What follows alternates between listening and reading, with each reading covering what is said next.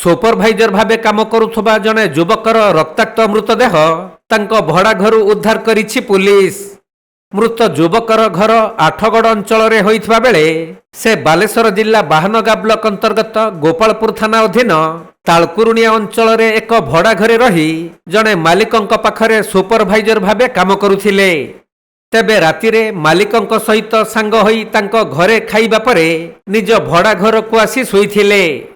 ହେଲେ ସକାଳୁ ରକ୍ତ ଜୁଡୁବୁଡୁ ଅବସ୍ଥାରେ ଭଡ଼ା ଘର ଭିତରେ ତାଙ୍କର ମୃତଦେହ ପଡ଼ିଥିବା ନିକଟ ଘର ଲୋକମାନେ ଦେଖିବାକୁ ପାଇଥିଲେ।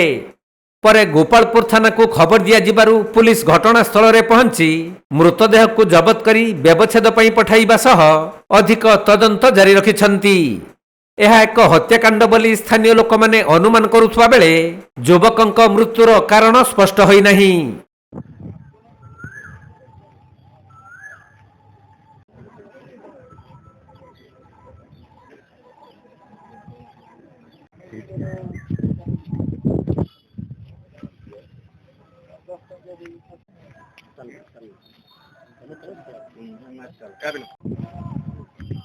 ବାଲେଶ୍ୱର ଜିଲ୍ଲା ସୋରରୁ ସୁମନ୍ତ ଦାସଙ୍କ ରିପୋର୍ଟ, କୋଣାର୍କ ଲାଇଭ୍।